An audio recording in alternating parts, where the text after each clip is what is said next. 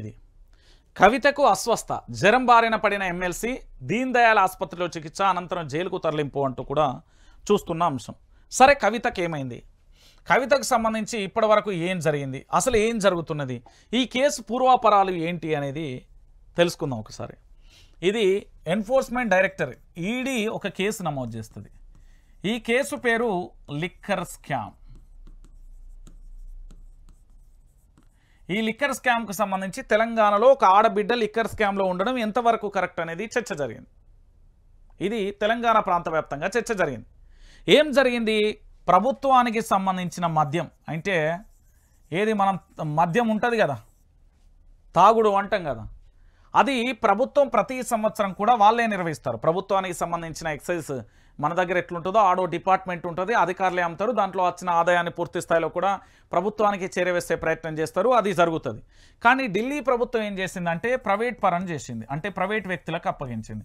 దీన్ని అక్కడున్న లెఫ్టినెంట్ గవర్నర్కు సంబంధించిన కార్యదర్శి ఏం చేసిందంటే ఈ ప్రభుత్వం మీద దాని పాలసీలను ప్రైవేట్ వ్యక్తులకు ఇవ్వడం ద్వారా కొంతమంది రాజకీయ నాయకులకు లబ్ధి చేకూరింది, కొంతమంది వ్యక్తులు ఇందులో భారీగా కూడా అవకతవకలు పాల్పడ్డారు, కొంతమందికి ఇప్పించడానికి చాలా కృషి చేశారు అంటూ ఒక ఎలిగేషన్ తీసుకొచ్చి కొన్ని పేజీలతో కూడిన వార్త ఆయన రాసిన తర్వాత దానికి విచారణకు సంబంధించి ఆదేశాలు జారీ చేసినాయి. ఆదేశాలు జారీ చేసిన తర్వాత తెలుగు రాష్ట్రాల నుండి కొంతమంది పేర్లు వచ్చినాయి.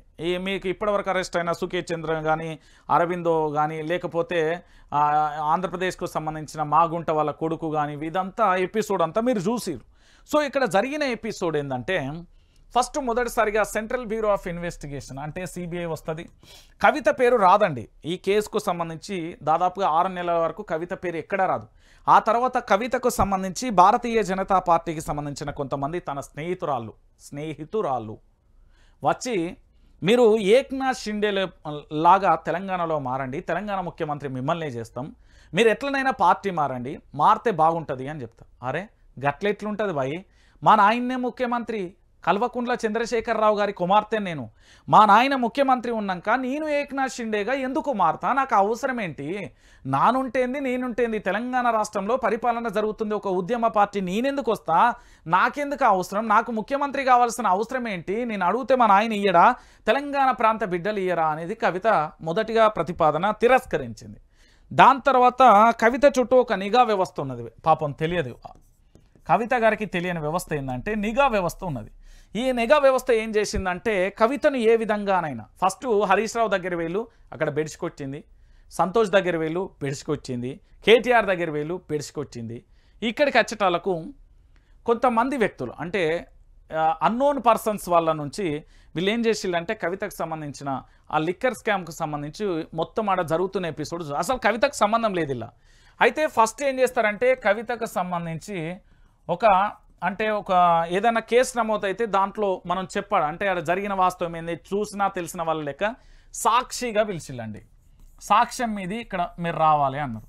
దాని తర్వాత బాధితురాలు అన్నారు. దాని తర్వాత లేదు లిక్కర్ స్కామ్లో మీ పాత్ర ఉంది అన్నారు. లేదు లిక్కర్ స్కామ్ చేసింది మీరే అన్నారు. అంటే ఇది ఎక్కడ మొదలైంది? ఏక్నాథ్ షిండేగా ఎమ్మెల్సీ కవిత గారు కనుక ఆ రోజు మారి ఉంటే ఈరోజు ఇలాంటి పరిస్థితి కవితకు రాకుంటుండే. అయితే కవిత దాదాపుగా 4 నెలల పైనుంచి జైల్లో ఉండడం వల్ల ప్రజలలో ఉన్న వ్యక్తి, దాంతోపాటు నిరంతరం కార్యకర్తల హడావిడి సమస్యలు అది ఇది రకరకాలుగా ఉంటాయి కదా, ఆ సమస్యలలో తను నిరంతరాయంగా ప్రయాణం చేస్తున్న తరుణంలో తనను అరెస్టు చేసిర్రు. అరెస్టు చేసిన తర్వాత జైలు వస్తుంది అన్నారు. అయితే దీంట్లో ఈడీ చట్టం ఒకటి చదివినా నేను. ఈ ఈడీ చట్టానికి సంబంధించి అది మీకు ఆన్లైన్లో కూడా ఉంటుంది, గూగుల్లో క్రోమ్లో కూడా సెర్చ్ చేయొచ్చు. ఈడీకి ఉన్న వాదన ఏంటంటే ఏదైనా ఒక వ్యక్తి, అది కవిత కావచ్చు, నేను కావచ్చు, రేపు మీరు కావచ్చు, ఎవరైనా మీ మీద ఒక కేసు నమోదైనా ఒక అభియోగం వచ్చినా ఆ అభియోగాన్ని నిజమని తేల్చే వరకు అరెస్టు అంటే జైల్లో ఉంచే అవకాశం ఉంటుంది. లేదు అబద్ధమని తెలిస్తే మిమ్మల్ని నిర్దోషిగా విడుదల చేస్తారు. కానీ నిరూపించుకోవాల్సిన బాధ్యత మాత్రం మన మీదనే ఉంటుంది. సో ఎన్ని రోజులలో మనం నిరూపించుకోగలుగుతాం అంటే అక్కడ మనకు అధికారులు సపోర్ట్ చేయాలి, అడ్వకేట్లు సపోర్ట్ చేయాలి, సాక్ష్యాధారాలను మనం సేకరించుకోవాలి, అసలు నిజంగా మనకు సంబంధం లేకుండా జరిగేటి చాలా ఉంటాయి. వీటన్నింటినీ కూడా నిరూపించుకునే అంత సమయం ఏదైతే ఉందో ఆ జరిగే ప్రాసెస్ వరకు కూడా మనం చట్టంలో ఉండాలి. సో కవిత విషయంలో ఇది జరిగింది. అయితే నిజానికి కవితకు సంబంధించిన సన్నిహితులను, కవితకు సంబంధించిన వ్యక్తులను, ఢిల్లీకి సంబంధించిన అక్కడ ఉన్న ఏజెన్సీ, ఢిల్లీకి సంబంధించిన అరబిందో శరత్ కానీ, దాంతోపాటు మన మాగుంట ఫ్యామిలీని కానీ మరికొంతమందిని నేను అప్రోచ్ అయ్యే ప్రయత్నం చేసిన. నిజంగా లిక్కర్ స్కామ్లో తెలంగాణ ఆడబిడ్డ ఉందా లేదా కావాలని జరిగిందా అంటే వాళ్ళు చెప్పిన వాస్తవం ఏందన్నా అంటే అది ప్రభుత్వం నుండి ప్రైవేట్ పరం నడిచింది వాస్తవం. ఎవరి ఇష్టం వాళ్ళది, అది వ్యాపారంగా చూస్తారు. కానీ లిక్కర్ ఏమైనా మేము దాగనీకి చేస్తామా అన్న, దాన్ని జీవోలు వచ్చినాయి, వాళ్ళు చేసుకుంటున్నారు. ఇక్కడ కవితకు ఏదైతే ప్రపోజల్ ఆనాడు ఏక్నాథ్ షిండేగా మారమని ఆ రోజున్న ముఖ్యమంత్రి కల్వకుంట్ల చంద్రశేఖరరావు వారు కూడా ప్రెస్ మీట్లో డైరెక్ట్గా నేరుగానే చెప్పారు, నా బిడ్డను కూడా ఇట్లా ఇబ్బంది పెట్టిళ్ళు, రాకపోతేనే ఇది జరుగుతుంది అని చెప్పిళ్ళు.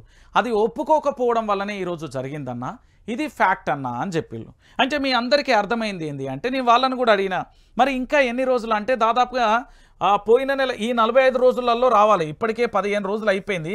అయితే ఈ తీవ్రమైన ఒత్తిడి ఉంటుంది. ఇప్పుడు జర్నలిజం చదివే నేనైనా, ప్రజలలో ఉండే వ్యక్తులైనా, ఈ నిరంతరంగా ప్రజలలో ఉండే వ్యక్తులు ఒక్కసారిగా 4 గోడల మధ్య బంధించటాలకు మానసికంగా చాలా ఇబ్బంది పడుతుంది. దాంట్లో భాగంగానే తన కుటుంబ సభ్యులు వెళ్ళడం, కలవడం, అడ్వకేట్లు కూడా వెళ్ళడం, దాని రకాలుగా అన్ని రకాలుగా జరుగుతుంది. కానీ చట్టం తన పని తాను చేసుకుంటుంది అంటే లేదు.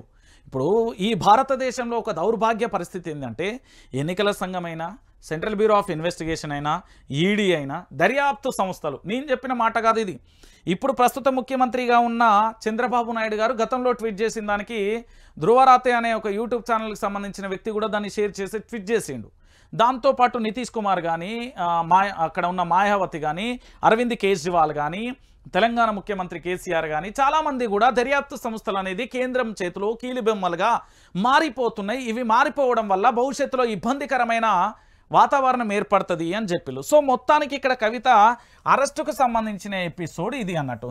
సో తనకు తీవ్రమైన అనారోగ్యం అంటే ఇప్పుడు మానసికంగా రోజు రోజుకు ఏంది అంటే మనం కుంగిపోతాం, దాంట్లో భాగంగానే జరిగింది.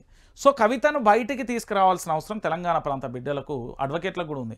ఎందుకు అంటే తెలంగాణ ఉద్యమ బిడ్డ, దాంట్లోపాటు ఈ కేసుకు సంబంధించిన పూర్వపరాలు, దానికి పేపర్ను కింది నుండి మీదికేసిన, మీది నుండి కిందికేసిన, ఎన్నిసార్లు చదివినా ఏమంటుందంటే మొదట సాక్షి, తర్వాత అనుమానితులు, తర్వాత నిందితురాలు, ఇట్లా రకరకాలుగా చెప్పిళ్ళు. కానీ దీన్ని క్లియర్ కట్గా చెప్పలేకపోయారు. కానీ నాకు అర్థమైంది ఏంటంటే ఆ ఎపిసోడ్ అంతా జరిగినాక ఇలా రాజకీయ కోణం అంటే వైట్ కాలర్స్ ఉన్నారు, వాళ్ళందరి ప్రేరేపితంతోనే ఈ కేసు నమోదైంది. దీన్ని బయటికి తీసుకురావాలంటే అంత ఆషామాషి కాదు. దీంట్లో దర్యాప్తు సంస్థలు మన చేతిలో ఉన్నప్పటికీ కూడా కొన్ని జరగాల్సినవి, ఎన్నికలలో లబ్ధి చేకూరడం కోసం వాళ్ళు చేసే ప్రయత్నాలు వాళ్ళు చేసిర్రు అనేది జరిగిన అంశం కనబడుతుంది. సో మొత్తానికి ఇది కేసు వివరాలు. సో కవిత ఆరోగ్యంగా తిరిగి రావాలని తెలంగాణ బిడ్డగా నేను కూడా కోరుకుంటున్నా. ఉద్యమకాలం నుండి జాగృతి పెట్టి అనేక మందికి కూడా స్కిల్ డెవలప్మెంట్ ప్రోగ్రామ్తో కానీ కొంతమందికి సహాయం చేసిన వాళ్ళు, చాలామంది సహాయం పొందిన వాళ్ళు ఉన్నారు. జాగృతి నేతలు కూడా చాలామంది కూడా పూర్తి స్థాయిలో కూడా అంటే ట్రస్టులు పెట్టి సహాయం చేసి, ఒక సాటి మనిషిగా అలా తప్పు జరిగిందా ఒప్పు జరిగిందా అనేది న్యాయస్థానం శిక్షిస్తుంది. శిక్షించినప్పుడు ఆ శిక్ష ఎట్లాగో మనం ఖచ్చితంగా కూడా అనుభవించాల్సిన పరిస్థితి ఉంటుంది. కానీ విచారణ పేరుతోనే ఇంత ఇబ్బంది పెట్టడం అనేది చాలా బాధాకరం అంటున్నారు జాగృతి నేతలు. సో మొత్తానికి ఆరోగ్యంతో ఉండాలి, ఆయురారోగ్యాలతో ఉండాలి అనేది మనం కోరుకుందాం.